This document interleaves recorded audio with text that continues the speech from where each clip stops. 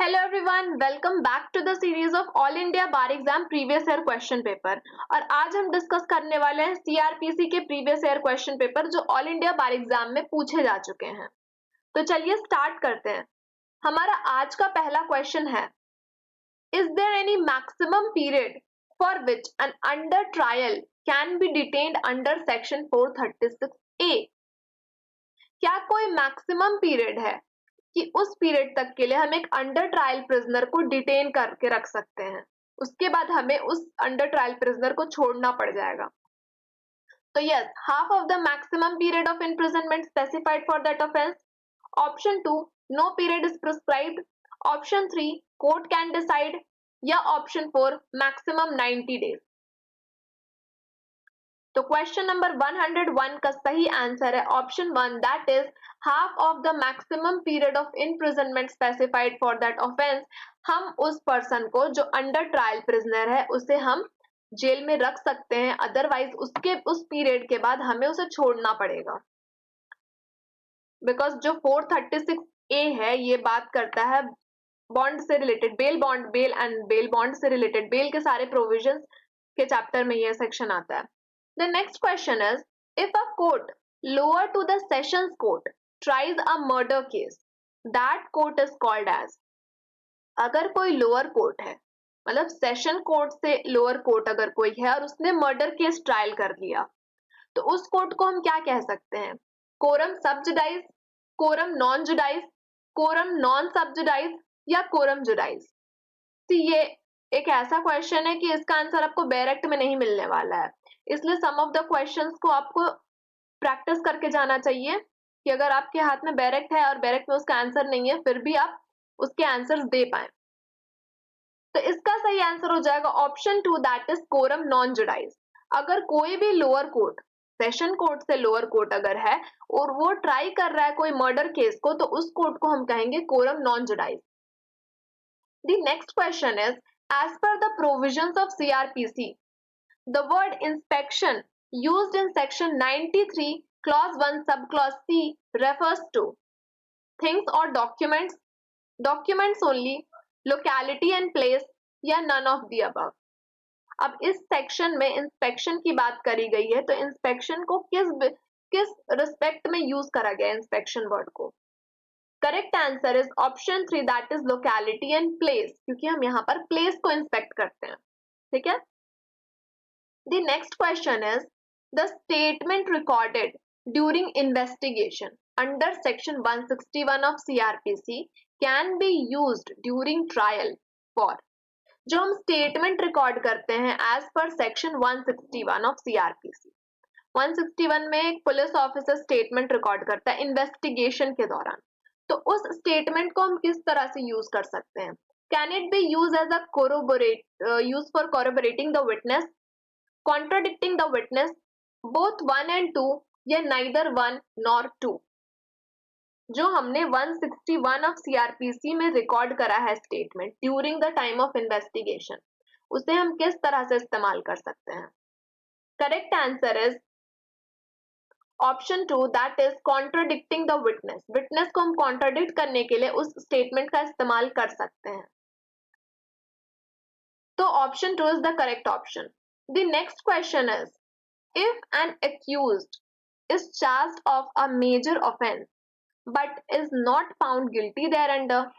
एक एक्यूज्ड जो है वो चार्ज्ड है for the major offence but he is not found guilty thereunder, he can be convicted of minor offence if the facts established indicate that such minor offense has been committed, it was so upheld in which case? अगर किसी accused पर major offence का charge लगा था लेकिन उसके लिए वो गिल्टी ही नहीं है, लेकिन किसी और माइनर ऑफेंस का हम उस पर चार्ज एस्टैब्लिश कर सकते हैं, फैक्ट एस्टैब्लिश करके उसे कमिट कर सकते हैं, उसको, उस माइनर को पनिशमेंट दे सकते हैं। ये कौन से केस में कहा गया था? Correct answer to this question is option 2, that is state of Himachal Pradesh versus Tara Dutt।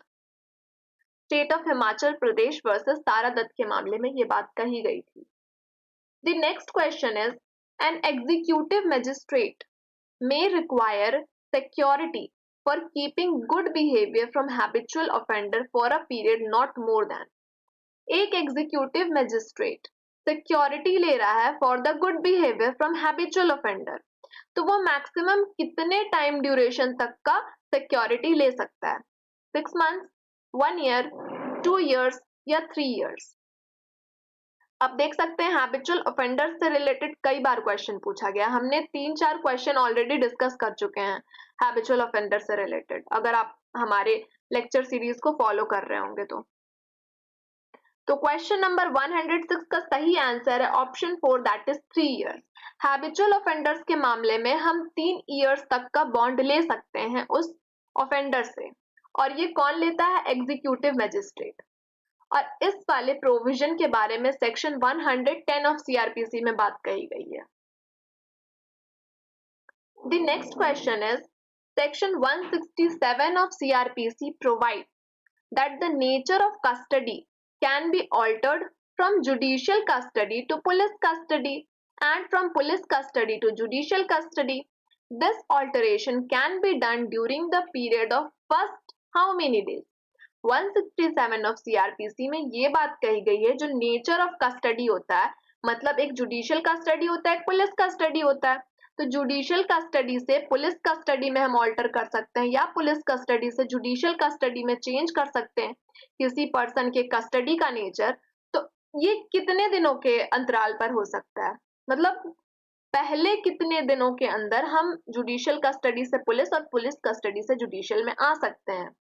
Correct answer to this question is option 1 that is 15 days, क्योंकि फर्स्ट 15 days में ही हम पुलिस कस्टडी दे सकते हैं। उसके बाद कभी भी पुलिस कस्टडी नहीं दी जा सकती है, उसके बाद सिर्फ जुडिशियल कस्टडी दिया जा सकता है। The next question is, under which provision of CRPC it is mandatory for a police officer to inform person arrested the grounds of arrest and right of bail if the offense is not a bailable offense? Bail यहाँ लिखा हुआ है, okay? Right of bail. Under which provision of CRPC it is mandatory for a police officer to inform the person arrested the grounds of arrest and right of bail if the offense is not a non-bailable offense? Is it section 150, 105, section 50 or section 510? तो question number 108 का सही option है option 3 that is section 50। Section 50 में ये बात कही गई है कि पुलिस ऑफिसर के लिए ये मैंडेटरी ऑब्लिगेशन है कि उसने जिस पर्सन को अरेस्ट करा है उस पर्सन को वो बताए ग्राउंड्स ऑफ अरेस्ट, और उसका ये राइट है बेल का, वो भी बात बतानी पड़ेगी जब तक कि वो ऑफेंस एक नॉन बेलेबल ऑफेंस ना हो। बिकॉज बेलेबल ऑफेंस में तो बेल हमारा as a matter of right होता है, लेकिन नॉन बेलेबल ऑफेंस में वो कोर्ट की डिस्क्रिशन होती है। The next question is section 41B is inserted into CRPC on the basis of which among the following decisions? कौन से डिसीजन में सेक्शन 41B को इंसर्ट कर लिया गया था? Is it Nandini Satpathy versus PL Dani, Sunil Batra versus Delhi administration, Prem Shankar Shukla versus Delhi administration, और is it DK Basu versus state of West Bengal? तो इसका सही आंसर है option 4 that is DK Basu versus state of West Bengal में CRPC में हमने सेक्शन 41B को ऐड करा था, और इस वाले क्वेश्चन को भी रिपीट करा गया है। The next question is order granting anticipatory bail becomes operative on arrest, prior to arrest, on passing of the order by the court, या none of the above? Anticipatory bail की बात हो रही है, उससे कब हम ऑपरेट कर सकते हैं? Correct answer to this question is option 1 that is on arrest. जब पुलिस हमें अरेस्ट करने आएगी तो हम एंटिसिपेटरी बेल दिखा सकते हैं कि हमने तो बेल ले ली है ऑलरेडी कोर्ट से। The next question is the provisions of section 195 of the code are mandatory and non compliance of it would initiate the prosecution and all other consequential orders. क्या बात कही गई कि जो प्रोविजंस है सेक्शन 195 ऑफ CRPC का, वो provisions mandatory है और अगर हम इसे कंप्लाई नहीं करते हैं तो it would initiate the prosecution and all other consequential orders. तो ये बात कौन से कोर्ट में, कौन से केस में अपहेल्ड करी गई थी? क्वेश्चन नंबर 111 का सही आंसर है option 1, that is C Muniyappan versus state of Tamil Nadu. सी क्वेश्चंस जो केस लॉज से रिलेटेड होते हैं वो ऐसे क्वेश्चंस होते हैं कि या तो आपने पढ़े होंगे तो आप आंसर दे पाएंगे, या आपने नहीं पढ़े होंगे तो आपसे छूट जाने वाला है। आप इसमें तुक्का नहीं लगा सकते हैं। इसीलिए कोशिश करिए जो भी केस लॉज के क्वेश्चन आ रहे हैं उस पर थोड़ा सा आप गौर करिए और अपने दिमाग में उन क्वेश्चंस को रखने की कोशिश करिए। The next question is criminal procedure code ensures that principle of separation of power of each limb of the state is not breached. Principle of combined of powers of each limb of the state is not breached. 1 and 2, yeah, principle of separation of power of each limb of the state is breached. Question number 112 का सही answer है option 1, that is principle of separation of power of each limb of the state is not breached. तो ये भी ऐसा question है कि इस क्वेश्चन को या तो आपको याद करना पड़ेगा, या अगर आपके कंसेप्ट क्लियर है तो आप आंसर कर पाएंगे, बिकॉज डायरेक्ट में इसका भी आंसर नहीं मिलने वाला है। The next question is section 6 of CrPC define. CrPC के सेक्शन 6 में कौन सी बात कही गई है? Is it about classes of criminal courts, classes of district courts, classes of municipal courts, या classes of civil courts? Section 6 of CrPC talks about classes of criminal courts, और इसमें बात कही गई कि हमारे पास कितने तरह के कोड्स होते हैं, क्रिमिनल कोड्स होते हैं। हमारे पास हाई कोर्ट है, हाई कोर्ट के साथ ही साथ जो स्पेशल लॉज के अकॉर्डिंग अगर कोई कोर्ट बन रहे हैं तो वो कोर्ट्स हैं। हमारे पास सेशन कोर्ट है, court of judicial magistrate first class है, court of judicial magistrate second class है, एंड द एग्जीक्यूटिव मजिस्ट्रेट के कोर्ट्स हैं। तो इतने कोर्ट्स हमारे पास हैं एट प्रेजेंट। और सीआरपीसी की अगर हम बात करें तो जुडिशियल मजिस्ट्रेट फर्स्ट क्लास के कोर्ट के साथ मेट्रोपॉलिटन मजिस्ट्रेट के भी कोर्ट को हम देखते हैं।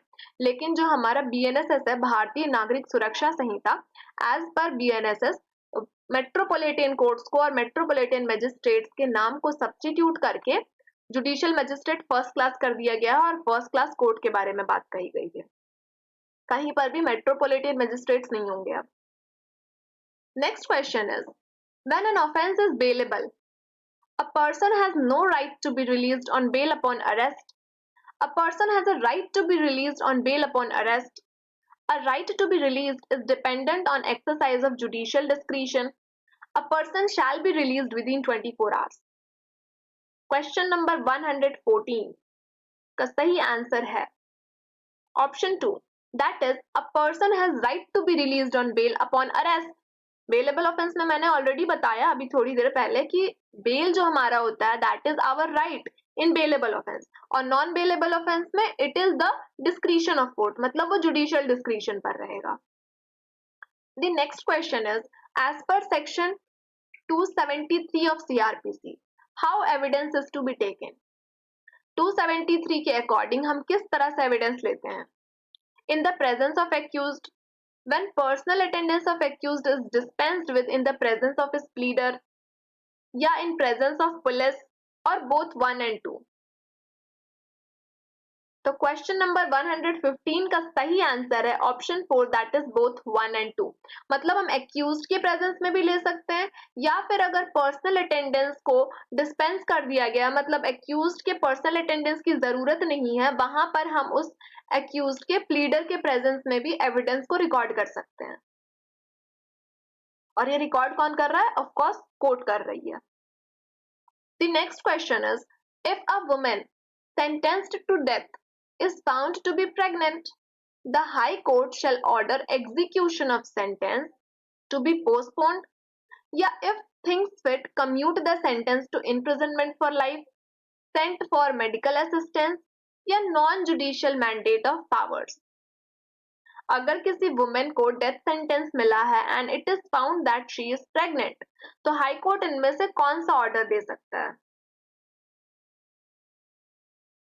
Correct answer to this question is option 2, that is, if the court thinks fit, it can commute the sentence to imprisonment for life. The next question is, under which section of CRPC the procedure when investigation cannot be completed within 24 hours has been described? क्या question है? When under which section of CRPC procedure when investigation cannot be completed within 24 hours has been described? Is it section 165, 167, 166 or section 164? तो question number 117 का सही answer है option 2, that is section 167। आपको याद होगा थोड़ी देर पहले हमने पुलिस कस्टडी और जुडिशियल कस्टडी की बात करी, तो वो 167 के अकॉर्डिंग था। तो पुलिस कस्टडी या जुडिशियल कस्टडी मिलती कब है? जब इन्वेस्टिगेशन कंप्लीट नहीं हुई रहती है। The next question is, what is provided by CRPC? The code provides the procedure for implementation of the criminal justice system.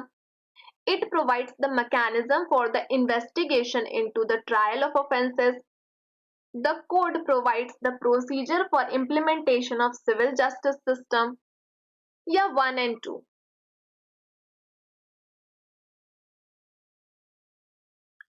The code provides the procedure for the implementation of criminal justice system and it provides the mechanism for investigation in the trial of offences. मतलब both the options are correct. Option 4 is the sahi option, right option.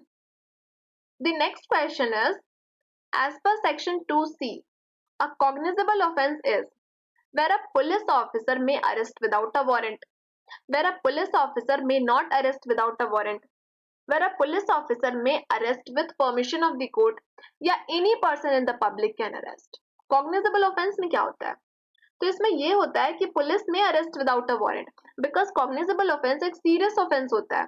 तो serious nature के offence में अगर वो arrest warrant लेने जाएगा, जो police अगर अरेस्ट वारंट लेने जा रही है या उसके पास लिमिटेड पावर दे दिया जाए, तो हो सकता है कि एक्यूज्ड पर्सन वहां से फरार हो जाए या एक्यूज्ड पर्सन को बाद में पकड़ना मुश्किल हो जाए या एविडेंस को टैंपर करे, बहुत सारी चीजें हो सकती है। इसीलिए पुलिस ऑफिसर को थोड़ी ज्यादा पावर मिली है in cognizable offences. The next question is, complaint as provided under section 2D of CRPC can be in writing only, can be oral either in writing or oral, या can be by gestures। 2D में हम complaint करते हैं, तो complaint किस तरह से की जा सकती है? Correct answer is option 3, that is either in writing और ओरल। आपको पता है कि कंप्लेंट हम मैजिस्ट्रेट को करते हैं, ठीक है, और हम रिटन फॉर्म में भी कर सकते हैं या ओरल फॉर्म में भी कर सकते हैं। The next question is, a statement of a witness recorded under section 161 of CRPC in writing during investigation and is signed by the person making the statement is hit by। क्या बात कहेगी? ध्यान से पढ़िए क्वेश्चन।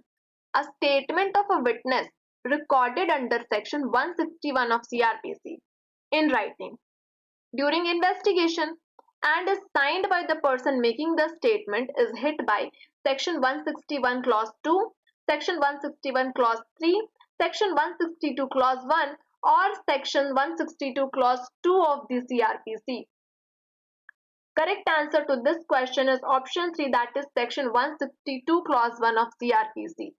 अगर हम कोई भी स्टेटमेंट दे रहे हैं किसी भी पुलिस ऑफिसर को जो रिकॉर्ड करी जाती है एज पर सेक्शन 161, तो उसे हम साइन नहीं करेंगे, और अगर हम उसे साइन कर देते हैं तो उसे इस तरह से माना जाएगा कि उस पर साइन नहीं किया हुआ है, बिकॉज अगर हम साइन कर देते हैं तो वो हमारे खिलाफ कल को इस्तेमाल हो सकता है।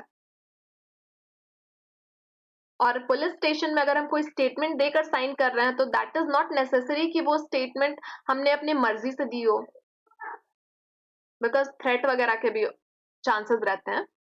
What persons may be charged jointly and tried together under section 223 of CRPC? What persons may be charged jointly and tried together under section 223 of CRPC? ये क्वेश्चन आपका होमवर्क है और इसका आंसर आप हमारे कमेंट बॉक्स में देंगे। साथ ही साथ हमने आज 21 क्वेश्चंस कंप्लीट किए हैं। हमारे पास और 20 क्वेश्चंस बाकी हैं। इन 20 क्वेश्चंस को करेंगे तो हमारा सीआरपीसी का पीवाईक्यूज कंप्लीट हो जाने वाला है। तो नेक्स्ट वीडियो में मैं उन 20 क्वेश्चंस को कंप्लीट कर दूंगी, इसके साथ आपका सीआरपीसी कंप्लीट हो जाएगा। उसके बाद हम किसी और सब्जेक्ट के एमसीक्यू स्टार्ट करने वाले हैं। I hope you guys are enjoying the session. Thank you.